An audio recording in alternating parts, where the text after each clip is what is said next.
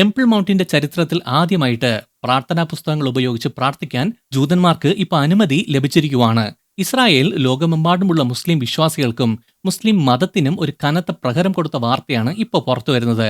ലോകത്തിൽ ഇസ്ലാം വിശ്വാസികൾക്ക് ഏറ്റവും പ്രധാനപ്പെട്ട 3 ദൈവാലയങ്ങളുണ്ട്. ഒന്ന് മക്ക, ഒന്ന് മദീന, പിന്നെ അലക്സ മോസ്ക്. കിഴക്കൻ യെരുശലേമിലുള്ള മുസ്ലിം വിശ്വാസത്തിന്റെ ഏറ്റവും പരമപവിത്രമായ മസ്ജിദാണത്. ഈ മസ്ജിദ് ഇരിക്കുന്ന കിഴക്കൻ യെരുശലേം ഇസ്രായേൽ പിടിച്ചെടുത്തത് 6 ദിവസത്തെ യുദ്ധത്തിന് ശേഷമാണ്. 6 ദിവസം ഇസ്രായേൽ രാജ്യത്തിന് ചുറ്റുമിരിക്കുന്ന ഇസ്ലാമിക രാജ്യങ്ങൾ ഒത്തുചേർന്ന് അവരെ ആക്രമിച്ചു. അതിൽ വിജയിച്ച ഇസ്രായേൽ ഈ കിഴക്കൻ യെരുശലേം പിടിച്ചെടുത്തു. അവിടെ ഉണ്ടായിരുന്നതാണ് ഈ അലക്സ മോസ്ക്. ഈ അലക്സ മോസ്ക് പിടിച്ചെടുത്തെങ്കിലും അന്ന് ഇസ്രായേലിന്റെ പ്രതിരോധ മന്ത്രിയായിരുന്ന മോശെ ദയാൻ ഇങ്ങനെ പറഞ്ഞിരുന്നു: പള്ളിയൊക്കെ ഞങ്ങൾ പിടിച്ചെടുത്തു, മോസ്കും ഞങ്ങളുടെയാണ്. എങ്കിലും ഒരു കാര്യം ചെയ്യാം, ഈ അലക്സ മോസ്കിന്റെ ആഭ്യന്തര ഭരണം യോർദാൻ തന്നെ നടത്തിക്കോട്ടെ, പക്ഷേ അതിന്റെ സുരക്ഷ ഞങ്ങളുടെ കയ്യിലായിരിക്കും. അവിടെ പ്രാർത്ഥിക്കാനുള്ള അവകാശം മുസ്ലിങ്ങൾക്കുണ്ട് എന്ന്. ജൂതന്മാർക്കും മുസ്ലിങ്ങളല്ലാത്തവർക്കും അവിടെ പ്രവേശിക്കാം, എന്നാൽ പ്രാർത്ഥിക്കാൻ പാടില്ല എന്നൊരു കരാറാണത്. എന്നാൽ ഇപ്പോ അധിനിവേശ കിഴക്കൻ യെരുശലേമിലെ അല്ലസ്ക പള്ളിക്കുള്ളിൽ ഇസ്രായേൽ അധികാരികൾ ആദ്യമായിട്ട് ജൂതന്മാർക്ക് പ്രാർത്ഥിക്കാൻ ഔദ്യോഗികമായി അനുമതി കൊടുത്തിരിക്കുന്നു. ഇത് ദ മിഡിൽ ഈസ്റ്റ് ഐ എന്ന ന്യൂസ് സൈറ്റിൽ വന്നൊരു വാർത്തയാണ്. പക്ഷേ അത് മാത്രമല്ല, ഇതിനേക്കാൾ വലിയൊരു കാര്യമാണ് അവിടെ സംഭവിച്ചിരിക്കുന്നത്. ഇസ്രായേൽ ഇപ്പോൾ ടെമ്പിൾ മൗണ്ടിലെ നിയമങ്ങൾ വീണ്ടും മാറ്റി. ദൈവം തന്റെ നാമം എന്നേക്കുമായി സ്ഥാപിക്കാൻ തിരഞ്ഞെടുത്ത ആ മലയിൽ പിന്നെയും ഒരു പ്രാർത്ഥനാലയം നിർമ്മിക്കപ്പെടണം എന്നതാണ് ഈ മാറ്റം.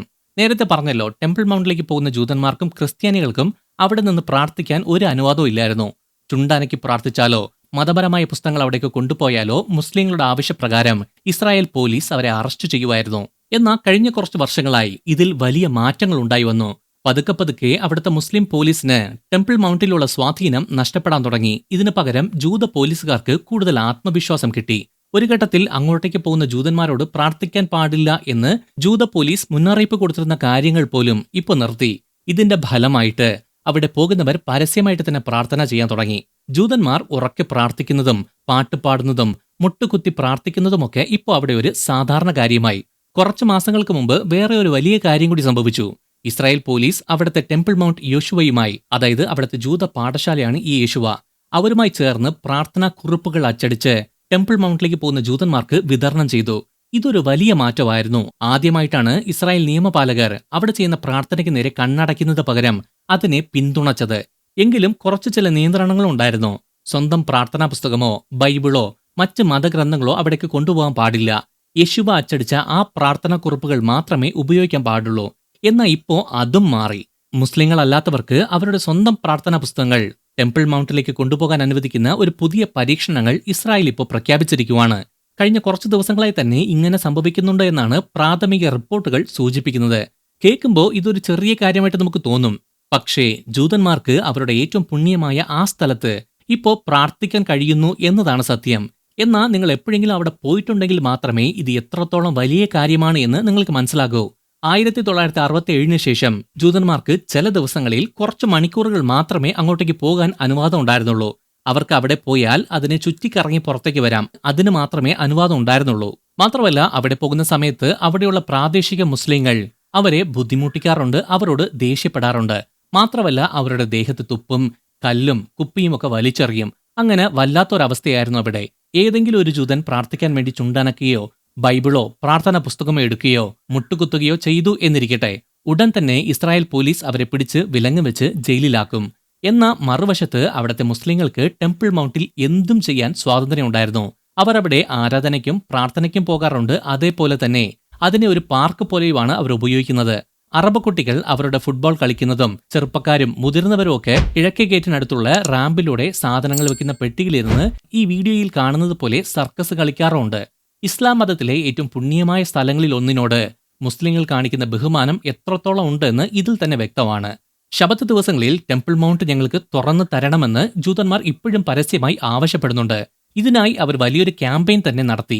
2000-ൽ ഏരിയൽ ഷാരോൺ ടെമ്പിൾ മൗണ്ട് സന്ദർശിച്ചതിനെ ചൊല്ലിയുണ്ടായ കലാപങ്ങൾക്ക് ശേഷം കഴിഞ്ഞ 26 വർഷമായി ശബത്ത് ദിവസങ്ങളിൽ ജൂതന്മാർക്ക് അങ്ങോട്ടേക്ക് പ്രവേശിക്കാൻ അനുവാദമില്ലായിരുന്നു.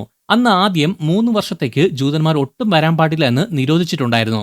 അതിനുശേഷം 2003-ൽ വളരെ കുറച്ചു സമയത്തേക്ക് മാത്രം വീണ്ടും തുറന്നുകൊടുത്തെങ്കിലും ശബത്ത് ദിവസങ്ങളിൽ പൂർണ്ണമായും നിരോധിച്ചിട്ടുണ്ടായിരുന്നു.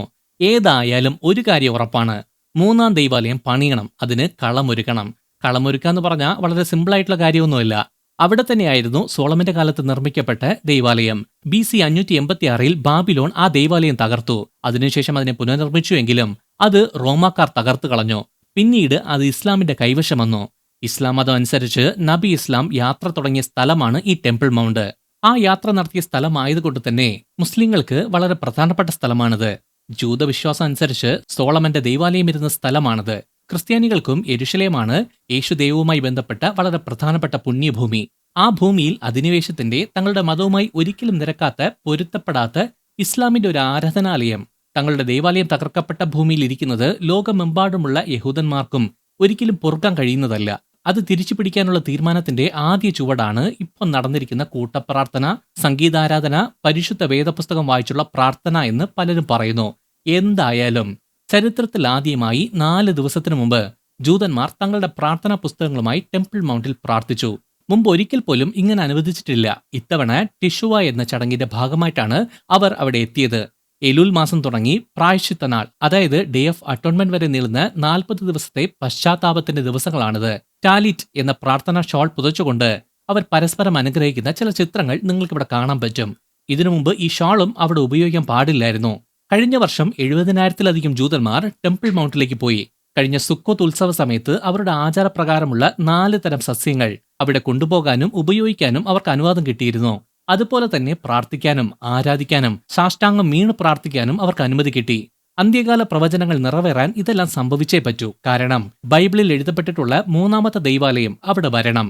അതിനു മുമ്പ് ഇങ്ങനെയുള്ള കാര്യങ്ങൾ സംഭവിച്ചേ പറ്റൂ എന്നാണ് ബൈബിൾ പണ്ഡിതന്മാരും പ്രവചനങ്ങളെക്കുറിച്ച് പഠിക്കുന്നവരും പറയുന്നത്. ചുരുക്കത്തിൽ പറഞ്ഞ അന്ത്യകാല പ്രവചനങ്ങൾ നമ്മുടെ കൺമുന്നിൽ ചുരുളഴിയുന്നത് നമുക്ക് നേരിട്ട് കാണാം. ബീസ്റ്റ് സിസ്റ്റം ഒരുങ്ങുന്നതും ഒറ്റലോക മതം, അതായത് വൺ വേൾഡ് റിലീജിയൻ സ്ഥാപിക്കപ്പെടുന്നതും നമുക്ക് കാണാം. അതുകൊണ്ട് ജാഗ്രതയുള്ളവരായിരിക്കുക, ഉണരുക, യേശു വേഗം വരുന്നു. ഇതിനെക്കുറിച്ചുള്ള നിങ്ങളുടെ അഭിപ്രായം എന്താണ്? താഴെ കമന്റ് ബോക്സിൽ അറിയിക്കുക. ഈ വീഡിയോ ഇഷ്ടമായ ലൈക്ക് ചെയ്യുക, ഈ ചാനൽ സബ്സ്ക്രൈബ് ചെയ്യുക. നിങ്ങൾ ദൈവത്താൽ അനുഗ്രഹിക്കപ്പെട്ടവർ.